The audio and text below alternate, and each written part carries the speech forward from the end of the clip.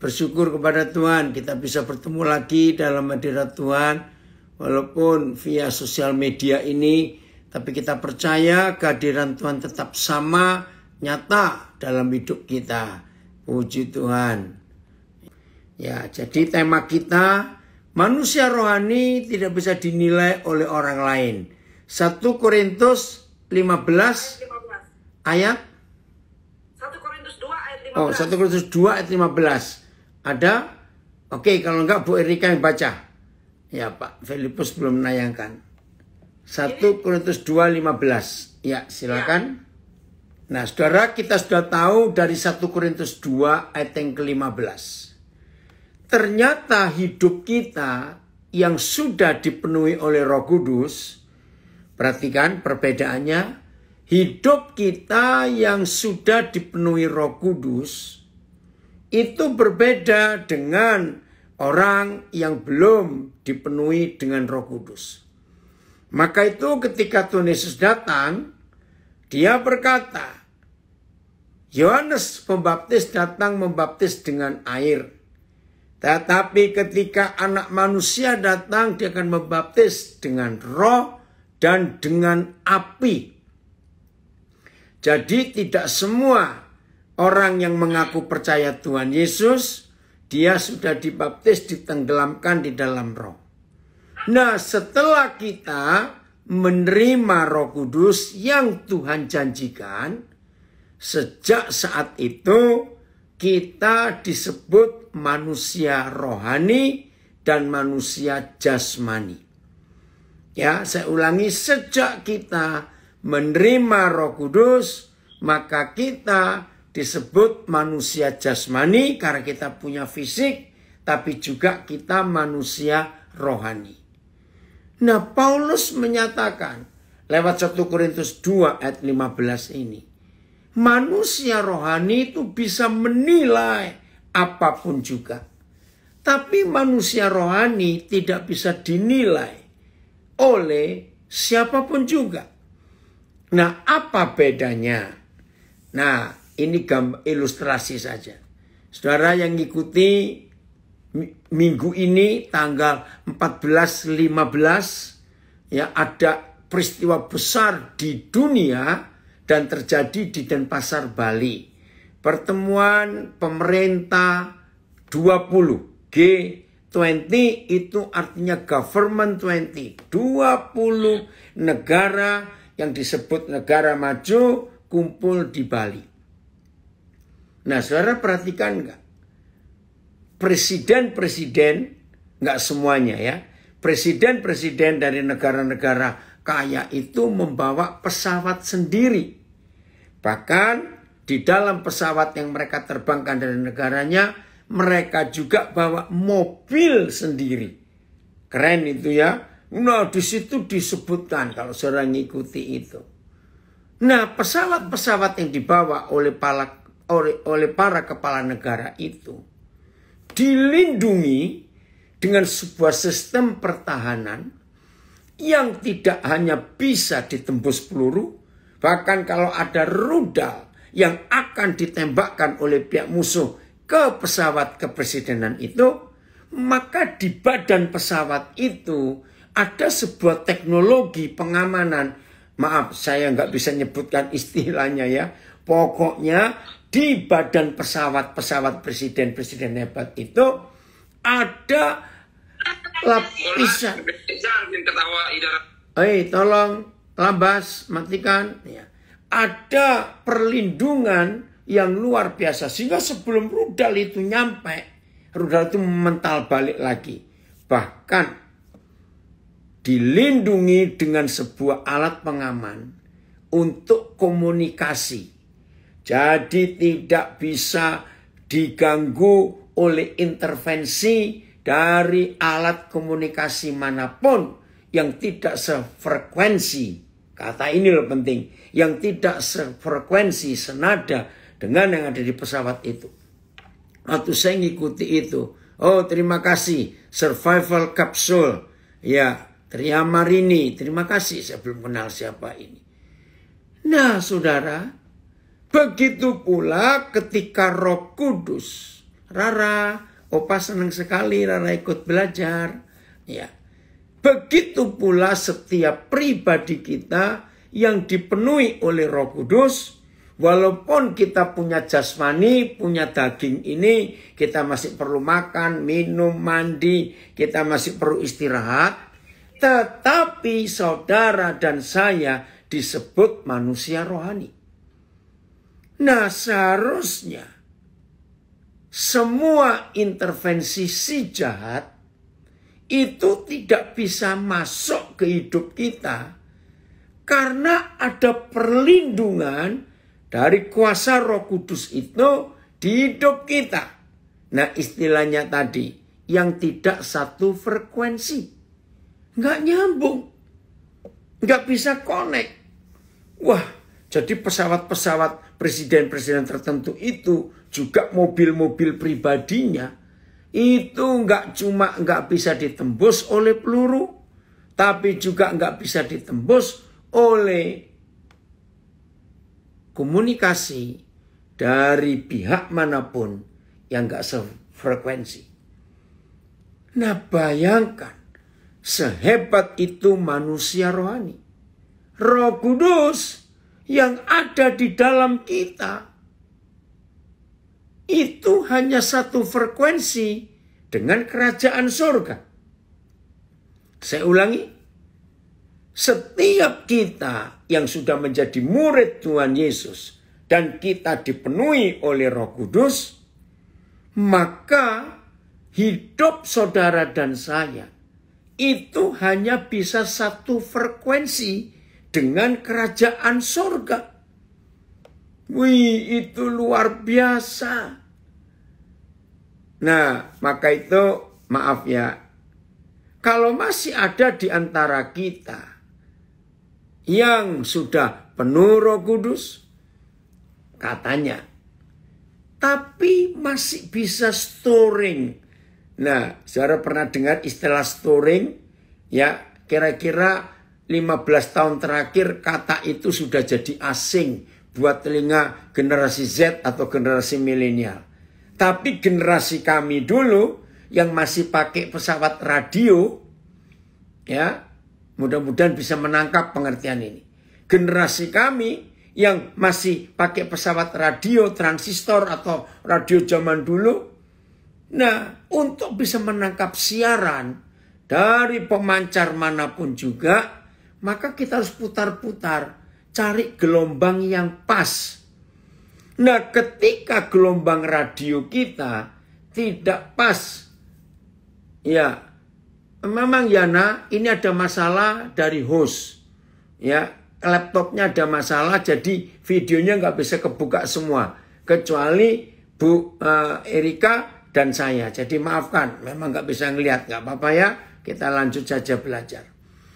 Nah, saudara, begitu pesawat radio kita tidak satu jalur dengan gelombang pemancarnya, maka ada istilah dalam bahasa Belanda storing. Artinya suaranya rok itu. Karena gangguan, frekuensinya ada gangguan. Nah, saya mau berkata begini. Kalau ada di antara kita yang sudah dipenuhi Roh Kudus, katanya istilahnya, tapi sering storing, nggak bisa dengar jelas pemancar kerajaan surga ke pesawat radio hidup kita ini, ya, receivernya, penerimanya ini, nggak bisa nyambung. Oh, Cowboy Jungle ini Pak Nelson ya, yang sudah lama ini nggak muncul dari Timor Leste, ya. Ngerti ya? Nah, manusia rohani itu luar biasa, saudara. Yang hanya bisa kontak dengan kerajaan surga. Sehingga semua suara yang tidak berasal dari satu frekuensi bersama Roh Kudus, maka kita nggak akan bisa terganggu dengan suara-suara itu. Karena Roh Kudus yang di dalam kita itu hanya bisa nyambung, bisa bersekutu, bisa menangkap sinyal-sinyal sekecil apapun kalau dari kerajaan surga. Nah, karena kita punya frekuensi yang sama dengan pemancar, pusat pemancar, yaitu kerajaan surga, maka informasi apapun yang ada di dunia ini, maka pemancar kerajaan surga, kalau saya pakai istilah pemancar pusat siarannya itu loh, di kerajaan surga, maka saudara dan saya bisa menilai apapun yang ada dalam dunia. Tetapi mereka tidak bisa menilai kita. Maka itu seringkali mereka salah paham dengan kita. Ya wajar salah paham. Karena frekuensinya nggak nyambung. Nggak bisa. 3 hari lalu, maaf ini, tapi saya minta saudara jangan maksa jawab. 3 hari yang lalu, saya masih mengajar di satu tempat. Nah, saya ini nggak membiasakan diri karena kalau ada yang mimpin pujian dan sudah berdoa untuk firman, saya menghargai sehingga saya tidak perlu berdoa lagi. Nggak taunya ada seorang yang hadir di tempat itu, dia siap, dia nggak setuju dengan pendapat saya. Dia bilang, saya ini 22 tahun jadi pendeta. Belum pernah saya melihat hamba Tuhan seperti Bapak mau menyampaikan firman tidak berdoa dulu. Aduh. Ya saya minta maaf. Karena saya bilang, yang mimpin pujian itu sudah berdoa untuk firman. Tapi dia tetap nggak terima. Ya saya cuma minta maaf ya. Nah masalahnya dia itu nggak nyebut nama sehingga saya itu nggak tahu bapak atau ibu. Nah saya pun kalau toh ada nama saya pun nggak perlu tanya ke panitia yang ngundang saya. Saya hargai pendapat orang itu. Jadi hanya karena saya tidak berdoa sebelum menyampaikan firman, maka saudara ini marah. Dan dia bilang maaf saya nggak bisa respect kepada bapak sebagai hamba Tuhan. Saya bilang nggak apa-apa Pak, saya minta maaf. Sama. Ayo siapa pernah ngalami ini? Waktu mau makan, sudah ada yang doa makan. Nah karena kebiasaan. Waktu kita mau makan, kita doa lagi. Ayo pernah nggak ngalami itu? Nah, nggak perlu doa lagi. Kalau sudah ada yang doa untuk makan bersama, ya secara pribadi nggak perlu.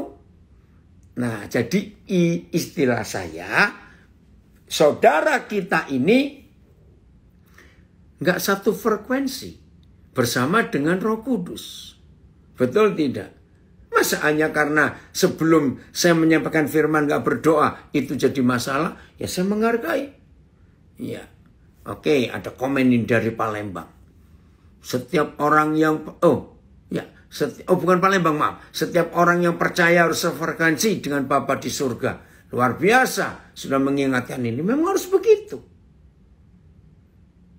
Nah, maka itu mari kita perhatikan. Manusia rohani itu bisa menilai segala sesuatu. Tetapi dunia tidak bisa menilai dia. Karena nggak ngerti. Karena nggak satu frekuensi. Ya, kembali lagi peristiwa G20. Presiden kita Pak Joko Widodo itu luar biasa. Bisa mengakomodasi. Perhatikan. Presiden Joko Widodo bisa mengakomodasi sekian banyak kepala negara yang beda-beda kepentingan. Wih, luar biasa. Nah, salah satu yang buat saya heran, ya, ketika Presiden Joko Widodo punya ide inovasi untuk para kepala negara suruh pegang cangkul dan nyangkul tanah untuk tanam pohon mangrove. Wah, itu orang-orang yang gak sefrekuensi dengan Presiden Joko Widodo akan ngecek. Presiden apaan itu? Kepala negara yang nggak ngerti cangkul diajak megang cangkul. Bahkan beberapa di antara mereka pasti seumur hidup mereka para pemimpin negara ini pertama kali lihat barang namanya cangkul.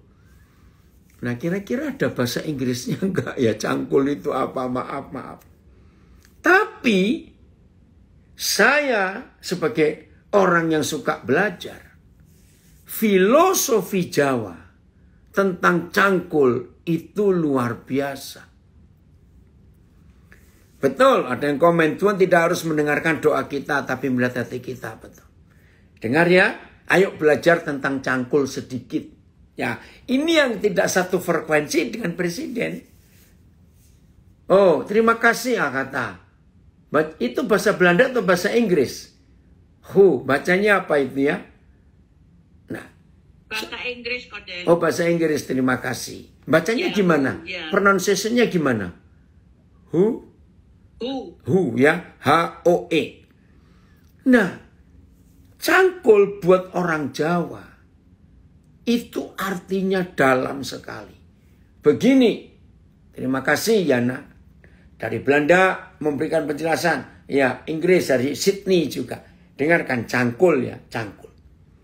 Orang Jawa punya filosofi. Kalau kamu nggak bisa nyangkul dan nggak pernah pegang cangkul, jangan makan. Kenapa orang Jawa menekankan itu?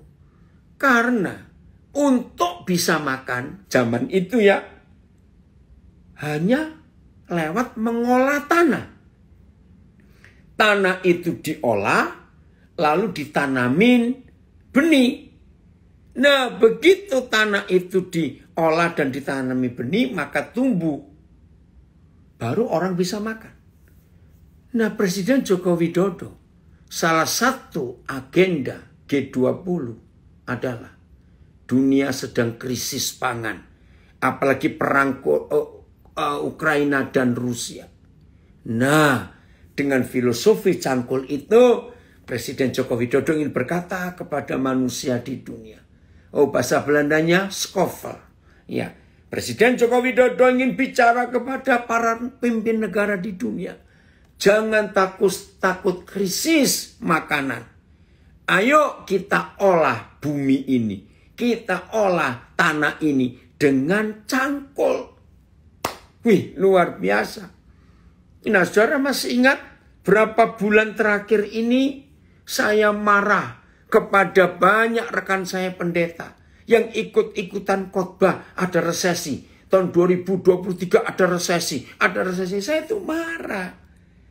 Kita ini hamba Tuhan yang harus memberi pengharapan kepada yang mendengar. Nah kalau hamba Tuhan aja ikut ketakutan dengan resesi, lalu gimana jemaat? Dan saya menemukan satu ayat saja di Alkitab. Bahwa selama ayat itu kita pakai, maka kita tidak akan pernah mengalami resesi. Dan saya selalu mengatakan, buang kata resesi, ubah jadi resepsi. Jadi kita akan resepsi tiap hari. Ayatnya di mana? Kejadian 8:22. Dan itu filosofi cangkul. Maka itu orang-orang yang tidak sefrekuensi dengan Presiden Joko Widodo, kerjaannya cuma nyinyir saja. Kerjaannya cuma ngurusin yang enggak. Ngerti ya? Kata nyinyir itu ngeledek, merendahkan, gosip, enggak percaya. Nah, Kejadian 8:22. Ya. Selama bumi masih ada, berarti manusia tetap ada resepsi. Selama bumi masih ada. Kenapa? Karena kalimat berikut. Selama bumi masih ada, maka tak berhenti-henti musim menabur dan musim menuai. Tak berhenti-henti musim dingin dan musim panas. Tak berhenti-henti musim hujan dan musim kemarau. Tak berhenti-henti siang dan malam. Jadi nggak ada resesi. Selama saudara dan saya masih melihat tanah, ada bumi. Nah, ayo kita nyangkul. Orang yang ngalami resesi karena dia malas, nggak mau mengolah tanah. Maka itu Kejadian 8:22, saya kagum. Selama bumi masih ada, tak berhenti-henti musim menabur dan musim menuai. Terima kasih Papa, selalu ada makanan. Selama kita melihat tanah, ayo nyangkul. Ngerti ya?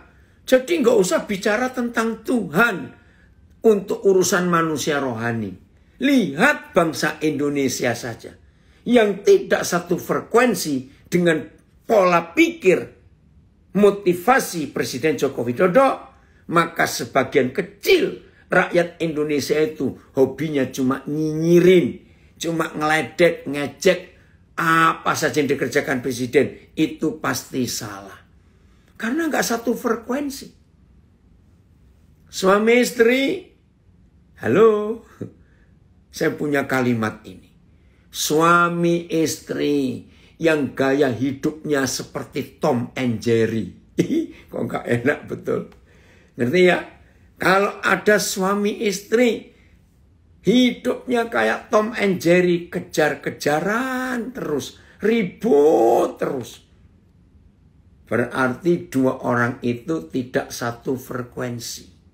Maka itu ribut terus. Kalau suami istri satu frekuensi, wah hidup ini luar biasa.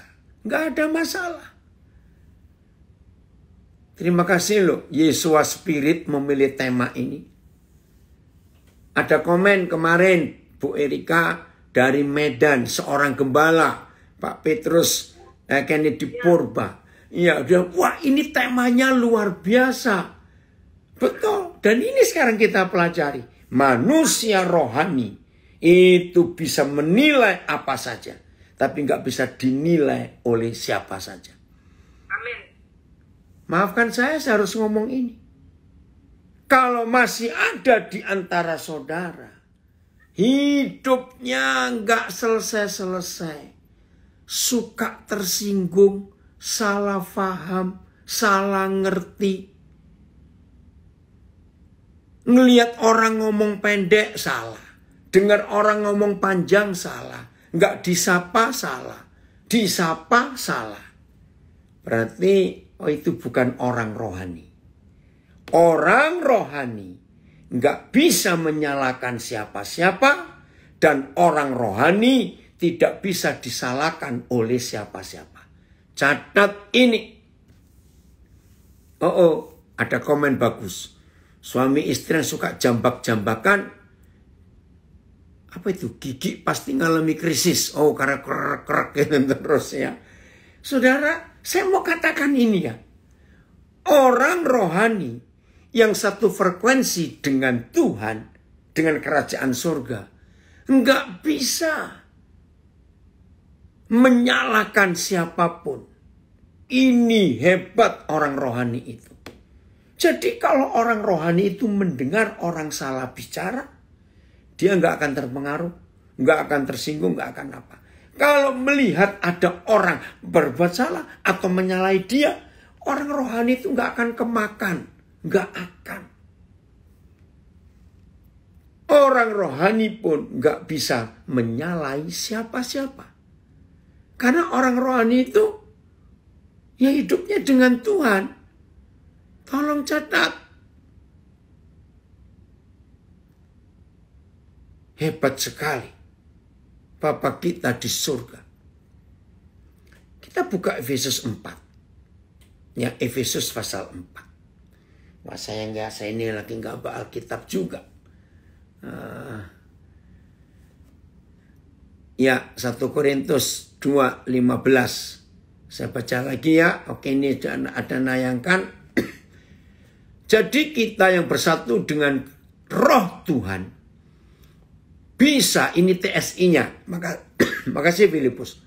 Jadi kita yang bersatu dengan roh Tuhan bisa menilai semua ajaran rohani. Tetapi orang-orang yang belum menerima hikmat dari roh Tuhan tidak mampu menilai apapun tentang kita. Hal itu sesuai dengan firman Tuhan yang berkata, lanjut Filipus, keputus ini. Orang yang mempunyai roh Tuhan dapat menilai segala sesuatu, tapi tidak seorang pun berhak menilai dia. 1 Korintus 2 ayat 15. Putus-putus. Bentar. Oke, ini ada terjemahan baru juga. Tetapi manusia rohani menilai segala sesuatu, tetapi ia sendiri tidak dinilai oleh orang lain. Manusia rohani, sebentar. Ya, ini maaf karena laptopnya dari host ada masalah sehingga nggak bisa co-host yang lain. Sebentar ya. Tolong yang di Facebook jangan nulis dulu apa-apa. Karena kalau saudara nulis sesuatu, maka ini lari. Saya akan baca dulu tulisan dari Pak Filipus ya. Maaf, tolong yang di Facebook jangan nulis apa-apa dulu ya. Saya baca supaya nyambung terus. Tetapi manusia rohani menilai segala sesuatu, tetapi ia sendiri tidak dinilai oleh orang lain. AYT. Manusia yang rohani menilai semua hal, tetapi ia sendiri tidak dinilai oleh siapapun. Ya, sabda yang terjemahan apa ini? Saya nggak tahu. Tetapi orang yang rohani itu menyelidiki segala perkara. OBIS. Maka ia sendiri tidak diselidiki oleh seorang jua pun.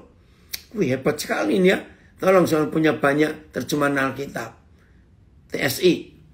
Orang yang mempunyai roh Tuhan dapat menilai segala sesuatu, tetapi tidak seorang pun berhak menilai dia. Nah, Filipus tadi keputus, ada lagi enggak? Oke, enggak apa-apa. Maka itu saya beri contoh lagi. Presiden Jokowi, saudara. Orang yang tidak nasionalis, maaf saya pakai kata ini ya. Orang yang tidak nasionalis. Pemimpin yang tidak tunduk pada konstitusi, pada Undang-Undang Dasar 45 dan Pancasila. Tidak bisa menilai, nggak bisa menerima keputusan-keputusan yang Presiden Joko Widodo lakukan. Karena walaupun warga negara Indonesia, tapi kalau itu golongan intoleransi, nggak akan bisa mengerti yang dikerjakan oleh Presiden Joko Widodo. Karena buat kelompok yang intoleran, kelompok yang anti Pancasila, kelompok yang tidak suka kesatuan negara kesatuan Republik Indonesia, semua yang dikerjakan Jokowi selalu dikritik, disalahkan. Seperti itu kalau murid Yesus orang Kristen tidak penuh Roh Kudus dan tidak satu roh dengan roh Tuhan, maka walaupun rajin ke gereja, maafkan saya, walaupun itu hamba Tuhan, pendeta hebat, bisa khotbah bagus, tapi tidak satu frekuensi dengan kerajaan surga, maka nggak akan ngerti apa yang Roh Kudus buat. Ayo mulai hari ini saudara, kita betul-betul menyadari konsep ini. Bahwa Tuhan ingin kita satu frekuensi dengan Dia. Sehingga kita bisa menyelidiki apa saja.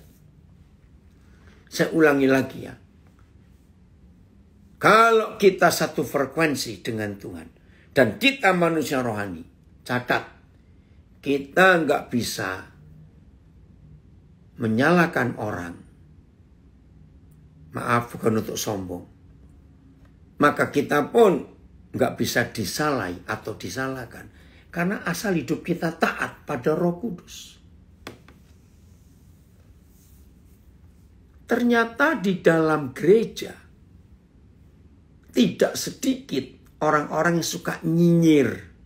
Maaf saya pakai kata ini.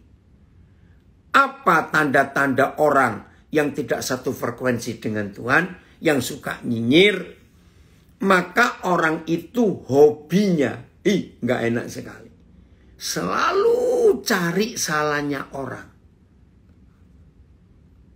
Izinkan saya berkata ini. Kalau saudara rajin cari salahnya orang, ya pasti akan ketemu. Sebab nggak ada orang nggak bersalah. Tuhan Yesus saja selama hidup di dunia, bisa aja loh orang-orang Farisi, Saduki, imam-imam, ahli Taurat, itu ketemu loh salahnya Tuhan Yesus. Contoh, hei, kenapa kamu nggak ngajari muridmu sebelum makan cuci tangan dulu? Ada saja. Maka itu lihat, hati-hati.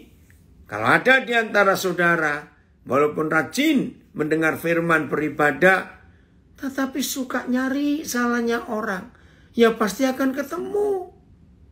Namanya orang kok, mana ada yang gak salah.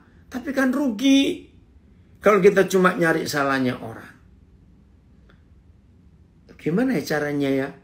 Saya juga, Alkitab saya pakai untuk di Facebook ini. Efesus 4. Mulai ayat berapa itu? Yang ada, hendak kita satu hati, satu jiwa, satu tujuan. Oh, Efesus 4 atau Filipi 2? Maaf, ada yang bisa nolong? Filipi 2 dulu, Filipi 2 dulu. Nah, kalau kita hidup seperti ini, ayat 4 kalau nggak salah ya, maafkan saya. Filipi 2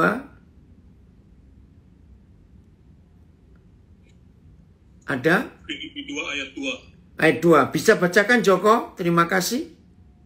Filipi 2 ayat 2. Karena itu sempurnakanlah sukacitaku dengan ini. Ya. Hendaklah kamu sehati sepikir dalam satu kasih, satu jiwa, satu tujuan. Yang ada kata satu roh itu?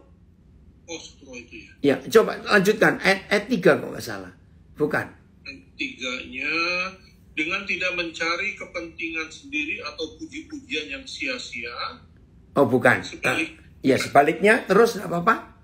Sebaliknya hendaklah dengan rendah hati yang seorang menganggap yang lain lebih utama Ya. daripada dirinya sendiri. Nah, Filipi 2 ayat 2. Satu roh, satu pikiran, satu tujuan. Kalau kita satu frekuensi bersama dengan Roh Kudus, maka nggak mungkin kita akan mempertentangkan Tuhan dan firman-Nya. Setuju nggak saya berkata ini? Nggak mungkin. Karena kita satu dengan Dia. Maka itu saya beri contoh tadi suami istri. Suami istri yang sudah satu pikiran, satu hati, satu tujuan, nggak akan ada pertengkaran.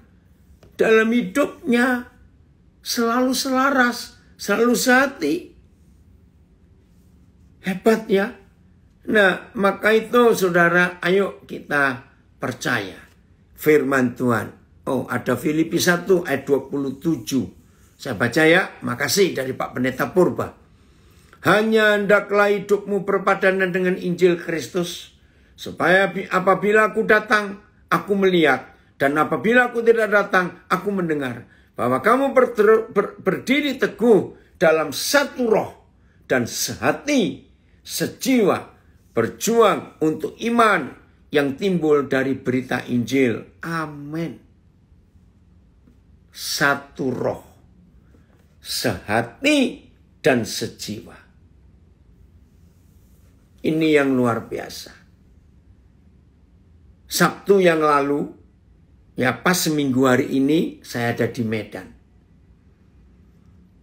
Nah, gereja yang ngundang saya memberi tema. Kalau saudara yang gak ikut bisa cari di Facebook, Instagram saya. Hari Sabtu, minggu yang lalu. Jadi tanggal berapa? Hari ini 19 jadi tanggal 12. Ya, temanya menarik. Kesepakatan suami istri itu satu tim yang menyukakan hati Tuhan. Dan betul. Lalu saya memberi ilustrasi. Pemain bulu tangkis ganda campuran. Ya. 12 Lambas hari Sabtu, 13 itu Minggu. Ya. Ini Papa bicara yang Sabtu. Ya. Saudara dengarkan. Pemain ganda campuran Sebutlah siapa idola saudara. Ya, pemain bulu tangkis ganda campuran. Misalnya. 20 kali mereka bertanding. Menang terus. Oh, terima kasih ini. Keluarga adalah tim yang menyenangkan hati Bapa di surga. Makasih, nak. Nah, kalau ada pemain bulu tangkis ganda campuran, 20 kali mereka menang dalam pertandingan internasional. Akhirnya mereka terpilih lagi untuk bertanding yang ke-21. Ya, ke-21. Tapi, nah ini ilustrasi. Tolong jawab pertanyaan saya. Pemenang 20 kali ganda campuran badminton ini mau bertanding yang ke-21. Ternyata mereka ribut. Ada gesekan, ada kesalahpahaman sebelum bertanding. Saya tanya, bisa nggak mereka menang untuk yang ke-21? Kalau sebelum bertanding, mereka nggak sehati, mereka nggak satu frekuensi. Mereka tidak sepakat. Ayo, bisa nggak? Nggak bisa. Nah, seperti itu hidup kita. Orang rohani, manusia rohani itu, luar biasa. Ini bisa nayangkan Alkitab. Ya, ini lewat chatting ya. Saya mau baca. Nggak bisa. Ada jawaban dari Surabaya. Efesus 4 ayat 2. Hendaklah kamu selalu rendah hati, lemah lembut, dan sabar. Tunjukkanlah kasihmu dalam hal saling membantu. Dan berusahalah, ini loh. Ayat 3, Efesus 4. Dan berusahalah memelihara kesatuan roh. Kesatuan roh. Oleh ikatan damai sejahtera. Satu tubuh, satu roh, sebagaimana kamu telah dipanggil kepada satu pengharapan yang terkandung dalam panggilanmu. Saudara bayangkan kalau firman ini kita hidupi, kita itu satu roh dengan Bapa di surga, kita satu pikiran, satu hati, selalu sepakat dengan Bapa di surga. Hidup ini luar biasa, saudara. Hidup ini luar biasa. Maaf, saya cuma mau baca saja. Tadi waktu kami transit Batam, lalu ada seorang dari Jakarta yang terima brosur jadwal saya dari minggu yang lalu. Bayangkan, dari Medan, dari Eropa, Belanda, ke Medan, dari Medan pulang sebentar, terus ke Balikpapan, ke Samarinda, terus dari Samarinda ke Palembang, Palembang sampai hari ini Surabaya, besok lagi. Terus saudara ini nulis begini, badannya Pak Daniel itu dibuat dari apa? Pertanyaannya, saya tanya kenapa? Loh itu badan apa nggak capek? Naik pesawat itu bukan ringan. Bukan cuma duduk. Nah, saya cuma senyum. Saya bilang karena badan ini milik Tuhan. Saya akan gunakan sesuai apa yang Tuhan mau. Nah, mudah-mudahan yang kontak saya itu ada di Zoom ini. Saya nggak tahu di Facebook atau di Instagram. Saudara, kalau saudara tanya juga yang tahu, ya ini. Karena saya satu frekuensi dengan Roh Kudus. Saya bersyukur. Itu dahsyat sekali. Ayo, hari ini kita paksakan diri kita untuk tetap satu frekuensi bersama dengan Roh Kudus. Maka kita jadi orang rohani. Ya, Dorma, sudah ketemu Malvin kamu? Ya. Ayo, mulai hari ini saudara. Oh, ada yang komen dari Medan. Ototnya Papa sudah otot dari kerajaan surga. Yang lain daripada apa yang lain daripada apa itu ikut Papa. Ayo kita hidup. Nah, kalau saya bisa, saudara pun pasti bisa. Asal tadi itu satu frekuensi bersama dengan kerajaan surga. Ya betul. Komen dari Siantar. Betul. Kalau kita berkonsep tubuh ini milik Tuhan, pasti Papa yang akan pelihara tubuh kita. Amin. Ya. Pada kok, Pak. Oke, enggak apa-apa. Oh, pada KO maksudnya. Oh, ya saya baca lagi. Terima kasih. Ada yang bilang, otot Papa sudah otot dari kerajaan surga. Yang lain pada KO ikut Papa. Harusnya enggak, harus belajar. Ya. Inilah kebenaran yang kita harus kerjakan dalam hidup kita. Sehingga wah, hidup ini menyenangkan sekali. Kalau kita satu frekuensi dengan kerajaan surga. Keren ya? Nah, kita lihat ayat yang lain. Terima kasih Bapak. Kebenaran itu hebat. Yohanes 4:34. Kekuatan kita itu karena makanan. Ya. Nah, ini Roh Kudus. Kekuatan kita itu makan dari makanan. Ya. Yes, amin. Saya ada yang komen.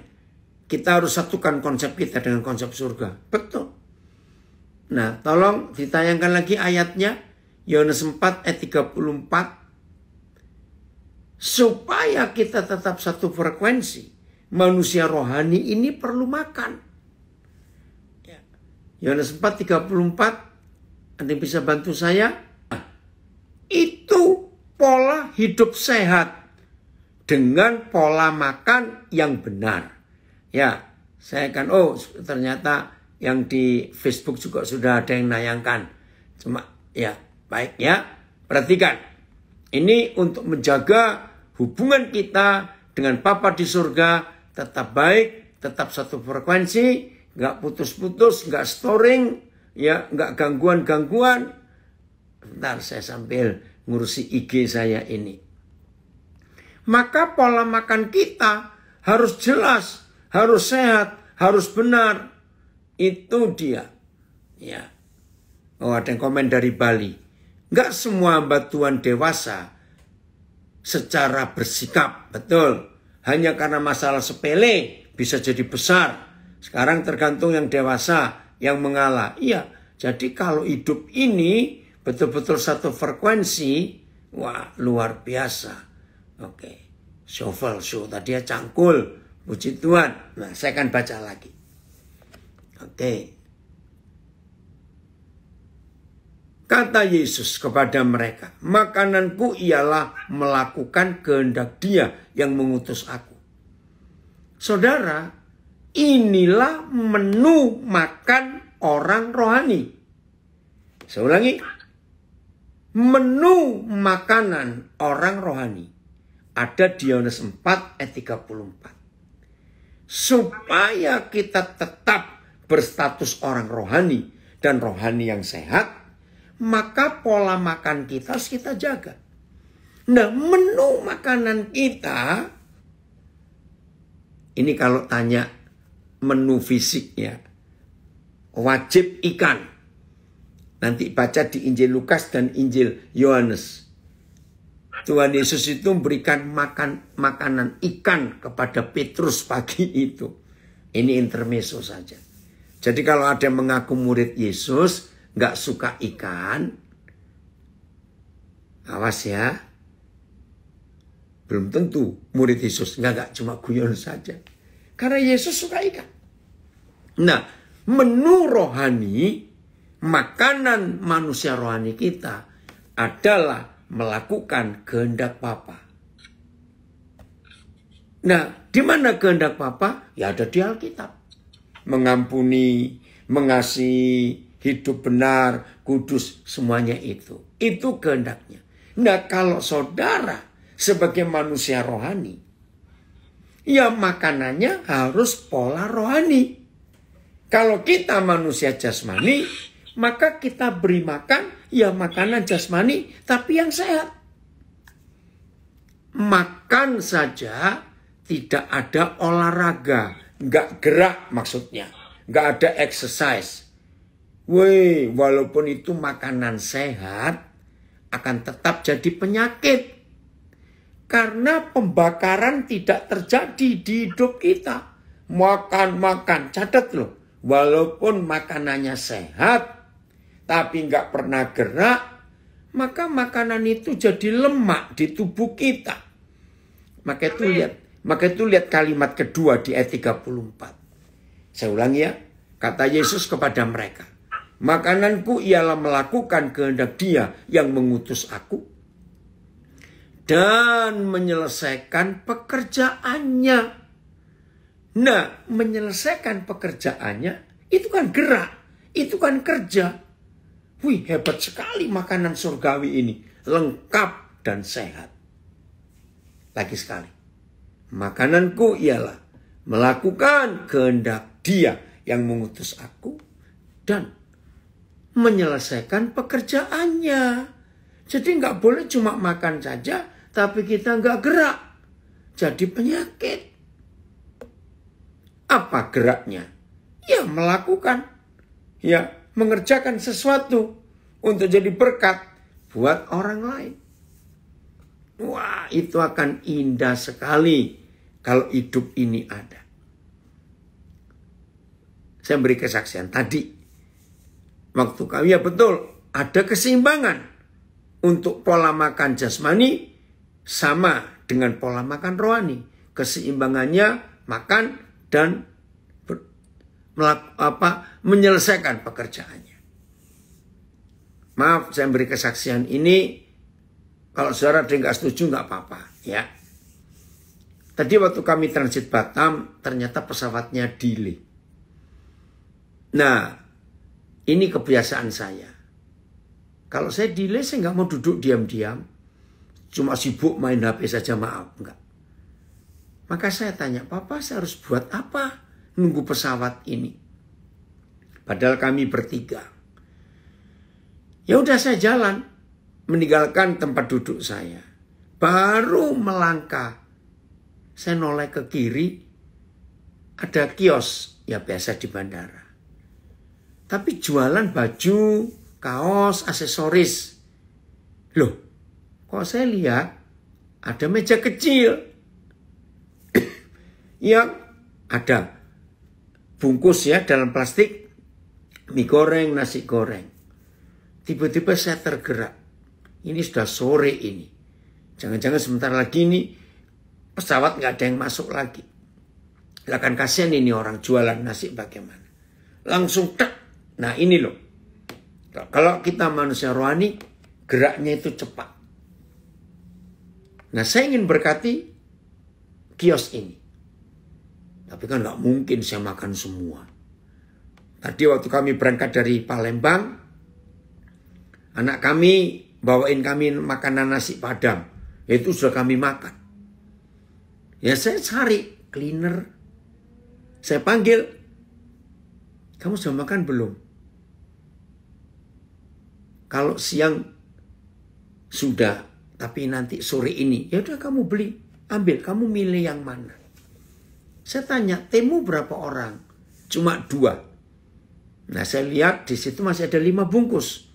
3 nasi goreng dan 2 mie goreng.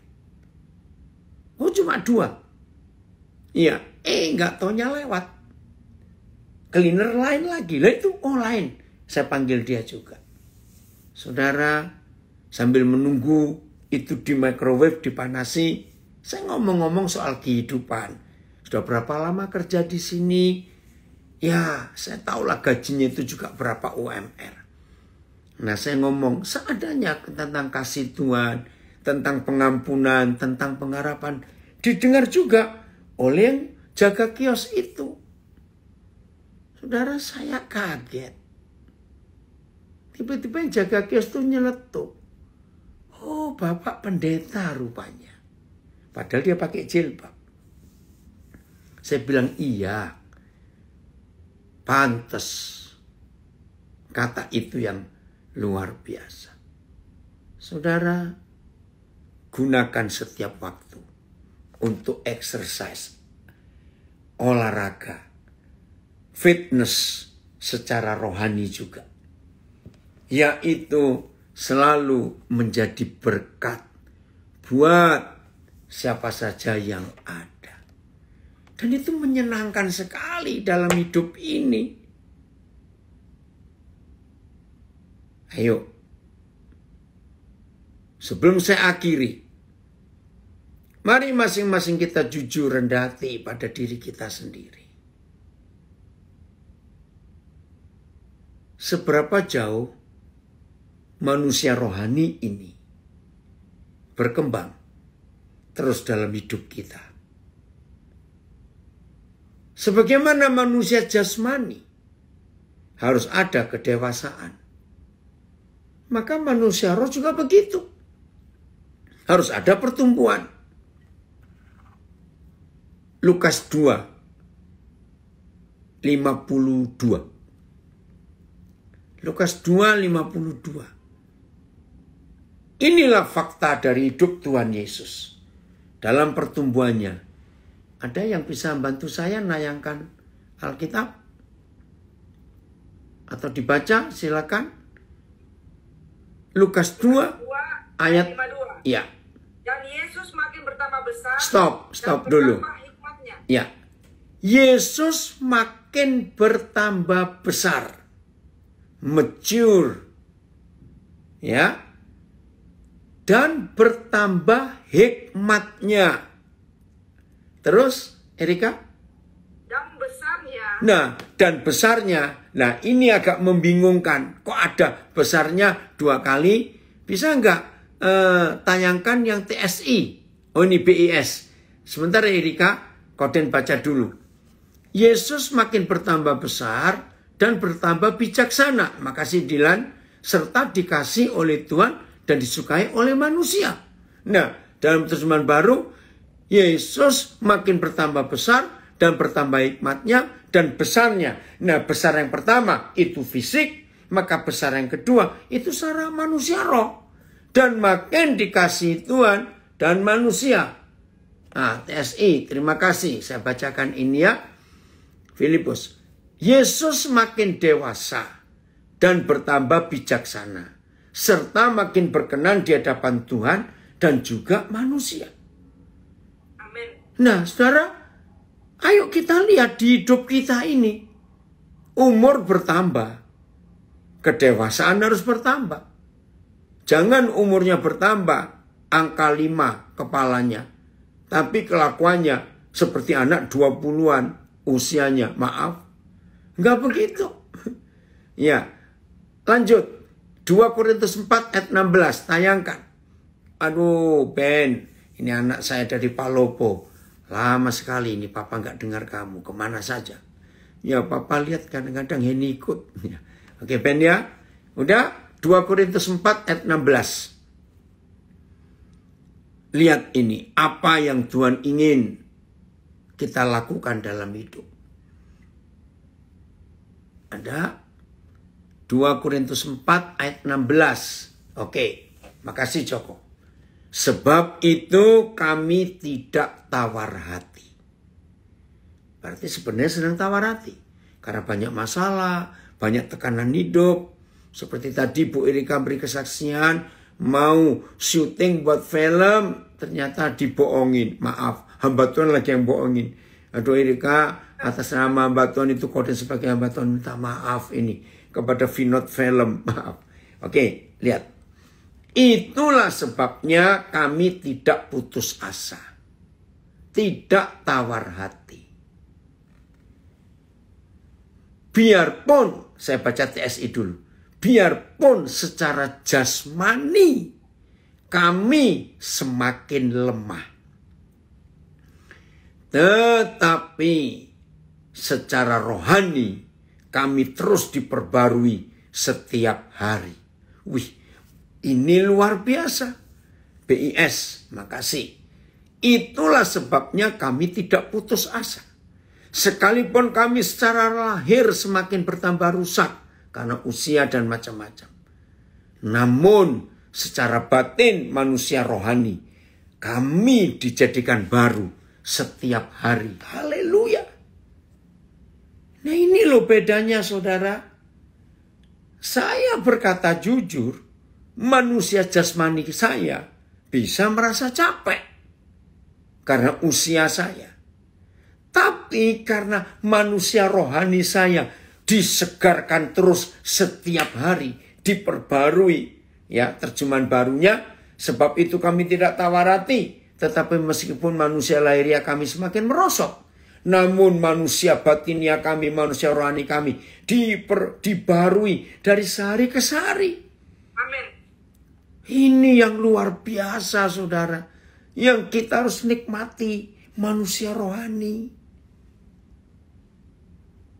Ya, pokoknya gini loh, kesimpulan paling gampang. Manusia rohani itu nggak ngurusi yang remeh-temeh. Saya pernah dengar istilah itu remeh-temeh. Apa ya kata lain remeh-temeh? Ngurusi hal sampah, hal duniawi, nggak ngurusi.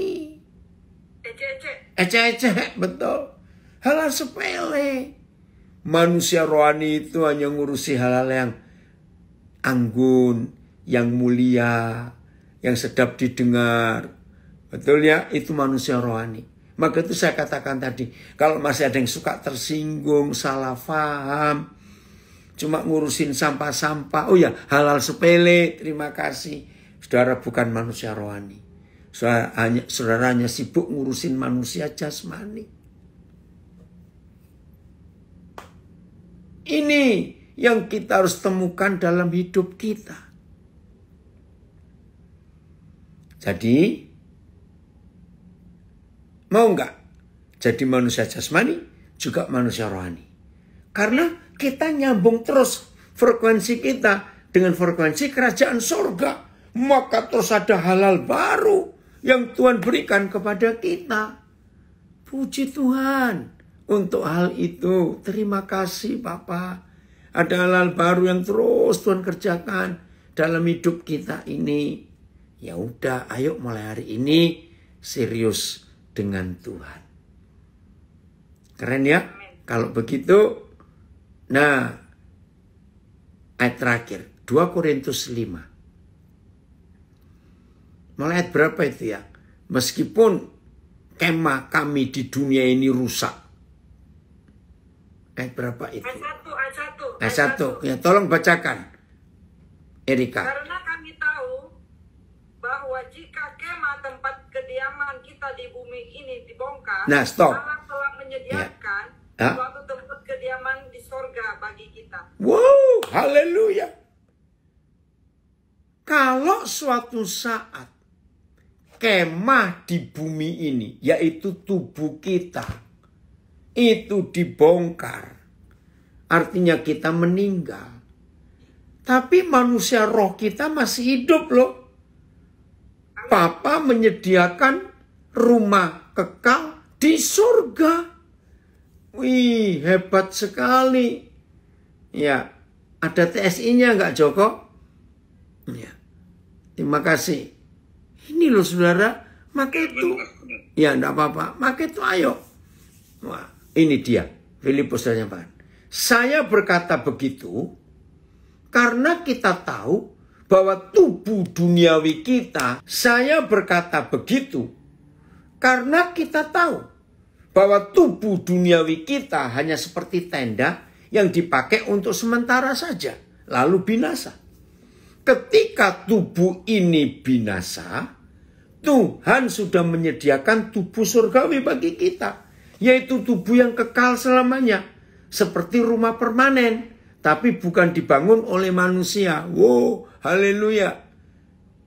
Keren ya saudara? Maka itu ayo mulai hari ini kita menikmati dua macam manusia di hidup kita. Manusia jasmani dan manusia rohani. BIS, makasih Dilan.